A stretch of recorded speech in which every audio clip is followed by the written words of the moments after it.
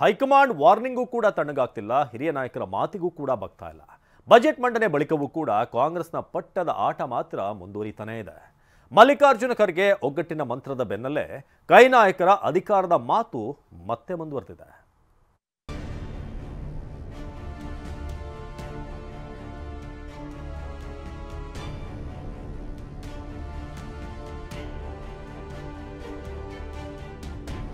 Budget ಬಳಿಕ ಜೋರಾಯಿತು ಕಾಂಗ್ರೆಸ್ ಪಟ್ಟದ fight.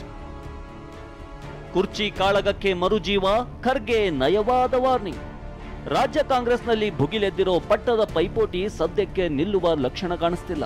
CM Siddaramaiah ದಾಖಲೆಯ ಬಜೆಟ್ ಮಂಡನೆಯ ಬಳಿಕವೂ ಕೈ ನಾಯಕರು ಸಿಎಂ ಸ್ಥಾನದ ಬಗ್ಗೆ ಮಾತಾಡ್ತಿದ್ದಾರೆ. ಮುಂದೆ ಯಾರು ಸಿಎಂ ಆಗ್ತಾರೆ, ಮುಂದಿನ ಬಜೆಟ್ ಮಂಡಿಸುವವರು ಯಾರು ಎಂಬ ಚರ್ಚೆ ಜೋರಾಗಿಯೇ ನಡೀತಿದೆ. ಕೈ ಒಳಜಗಳದ ಬೆಂಕಿಗೆ ತುಪ್ಪ ಸುರಿಯುವಂತೆ ಬಿಜೆಪಿ ನಾಯಕರು ಕಾಂಗ್ರೆಸ್ ನಾಯಕರ ಕಾಲೆಳೆಯುತ್ತಿದ್ದಾರೆ. ಈ ಹಿಂದೆ ಎಸ್ಸಿ ಎಸ್ಟಿ ಸಚಿವರು ಸಾಲು ಡಿನ್ನರ್ ಮೀಟಿಂಗ್ ಮಾಡುವ ಮೂಲಕ ಡಿಕೆ ಶಿವಕುಮಾರ್ಗೆ ಸೆಡ್ಡು ಹೊಡೆಯಲು ಮುಂದಾಗಿದ್ರು. ಹೈಕಮಾಂಡ್ ಮಧ್ಯಪ್ರವೇಶದ ಬಳಿಕ ಸಿಎಂ ಆಪ್ತರ ಬಣ ಸೈಲೆಂಟ್ ಆಗಿತ್ತು. ಇದೀಗ ಬಜೆಟ್ ಬಳಿಕ ಸಿದ್ದರಾಮಯ್ಯ ಮುಂದೆಯೂ ಬಜೆಟ್ ಮಂಡಿಸುತ್ತಾರೆ ಅನ್ನುವ ಮೂಲಕ ಅಖಾಡಕ್ಕಿಳಿದಿದೆ.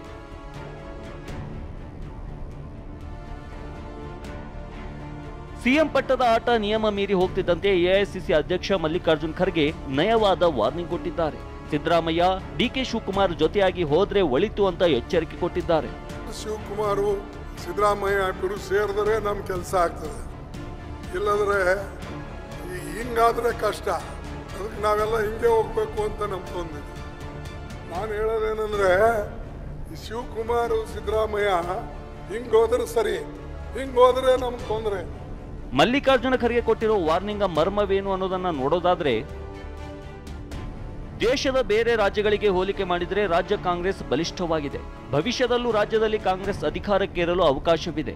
ಅಧಿಕಾರ ಹಂಚಿಕೆ ಸೂತ್ರದ ಬಗ್ಗೆ ಹೈಕಮಾಂಡ್ ಜಾಣ ಮೌನ ಹೊಂದಿದ್ದು, ಯಾರಿಗೆ ಅಧಿಕಾರ ಕೊಡಬೇಕೆಂಬುದು ವರಿಷ್ಠರು ನಿರ್ಧಾರ ಮಾಡಲಿದ್ದಾರೆ.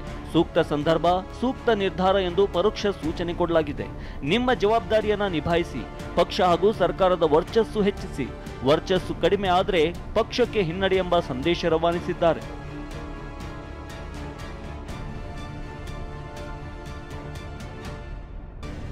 ಖರ್ಗೆ ಯಾವ ಅರ್ಥದಲ್ಲಿ ಹೇಳಿದ್ದಾರೆ ಗೊತ್ತಿಲ್ಲ ಎಂದ ಪರಮೇಶ್ವರ್.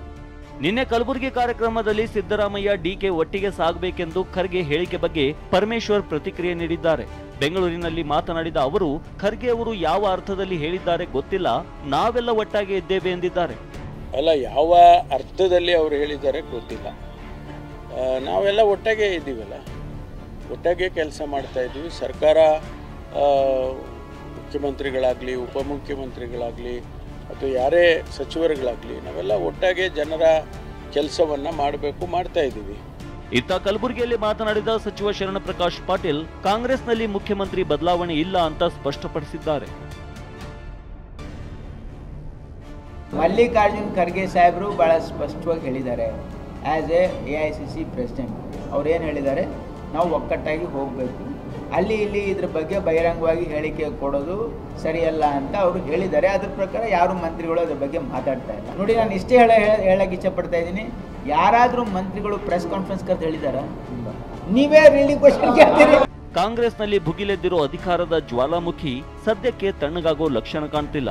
ಹೈಕಮಾಂಡ್ ಸಾಲು ಎಚ್ಚರಿಕೆ ನಡುವೆಯೂ ನಾಯಕರ ಬಾಯಿಗೆ ಮಾತ್ರ ಬೀಗ ಬಿದ್ದಿಲ್ಲ. Bureau report, TV9. ಇನ್ನು ಖರ್ಗೆ ಏನು ಹೇಳಿದ್ದಾರೆ ನಾವು ಅರ್ಥ ಮಾಡ್ಕೊಂಡಿದ್ದೇವೆ. ಮಂಡ್ಯ ಜಿಲ್ಲೆ ಮಳವಳ್ಳಿಯಲ್ಲಿ DCM DK ಹೇಳಿಕೆ ಕೊಟ್ಟರು. ಖರ್ಗೆ ಅವರು ಏನು ಹೇಳಿದ್ದಾರೆ ನಾನು ಕೇಳಿದ್ದೇನೆ, ನಾನೇ ವೇದಿಕೆಯಲ್ಲಿದ್ದೆ ಅಂತ DCM DKಶಿ ಹೇಳಿದರು. ಅವ್ರು ಏನೇ ಮಾರ್ಗದರ್ಶನ ಕೊಟ್ಟರು ಕೂಡ ನಾವು ಕೇಳ್ತೀವಿ, ಜೊತೆಗೆ ವಿಪಕ್ಷದವರು ಕೂಡ ಒಳ್ಳೆಯ ಮಾರ್ಗದರ್ಶನ ಕೊಡಲಿ ಅಂತ DK ಹೇಳಿದರು. ಖರ್ಗೆ ಅವರು ಸರ್ ಬಜೆಟ್ನವ್ರು ಕೂಡ ಭಾಳಷ್ಟು ಹೊಗಳಿದ್ದಾರೆ, ಜೊತೆಗೆ ನೀತಿ ಪಾಠ ಕೂಡ ಹೇಳಿದ್ದಾರೆ ಸರ್ ತಮಗೆ ಮತ್ತು CM ಅವರು. ಅವ್ರೇನಿಲ್ಲ, ಅವ್ರು ಏನು ಹೇಳೋದು ನಾನೇ ಇದ್ದೆ ವೇದಿಕೆಯಲ್ಲಿ, ಅರ್ಥ ಆಯ್ತಾ? ಅವ್ರು ಏನು ನಮ್ಮ ಪಕ್ಷದಲ್ಲಿ ಏನೇ ಮಾರ್ಗದರ್ಶನ ಕೊಟ್ಟರು ನಾವೆಲ್ಲ ಕೇಳ್ಕೊಂಡು ಹೋಗ್ತೀವಿ. ವಿರೋಧ ಪಾರ್ಟಿಯವರು ಒಳ್ಳೆ ಮಾರ್ಗದರ್ಶನ ಕೊಡಲಿ, ಅದನ್ನು ಕೇಳಕ್ಕೆ ರೆಡಿ ಇದ್ದೀವಿ ನಾವು. ಏನು ನಮಗೇನು ಈಗ ಎಷ್ಟೋ ಟೀಕೆ ಮಾಡ್ತಾರೆ, ನಮಗೇನು ಬೇಜಾರೇನಿಲ್ಲ, ಅವ್ರು ಮಾಡೋ ಟೀಕೆ ಎಲ್ಲ ಬೇಜಾರೇನಿಲ್ಲ. ಇನ್ನು ಏನು ಬೇಕಾದ್ರೂ ಹೇಳಲಿ, ನಾವು ಮಾಡೋ ಕೆಲಸ ಜನಕ್ಕೆ ಏನು ಮಾಡಬೇಕು ಮಾಡ್ತೀವಿ. ಒಟ್ಟಿಗೆ ಹೋಗಿ ಪಕ್ಷಕ್ಕೆ ಇದಾಗುತ್ತೆ ರೀ, ಅವ್ರು ಏನು ಹೇಳಿದ್ದಾರೆ ಅಂತ ಅವ್ರು ಅರ್ಥ ಮಾಡ್ಕೊಳ್ತಾರೆ, ನಡಿ.